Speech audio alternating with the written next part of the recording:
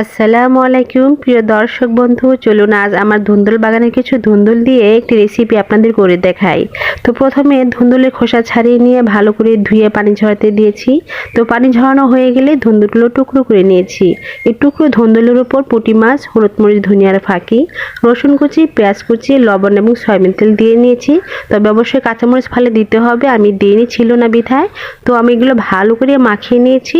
মাখিয়ে যে পাত্রে রান্না করব সে পাত্রে ঢেলে নিয়েছি। একটুও পানি দেওয়া যাবে না, জালে অটোমেটিক পানি উঠে আসবে। তো ঢেকে মাঝারি আঁচে জাল দিয়ে নিয়েছি কিছুক্ষণ। এরপর নামিয়ে নেওয়ার একটু আগে ধনিয়া পাতা কুচি ছেড়ে দিয়ে এরপর নামিয়ে নিতে হবে। তো আপনাদের ঝোলটা পছন্দ মতো রেখে নামিয়ে নেবেন।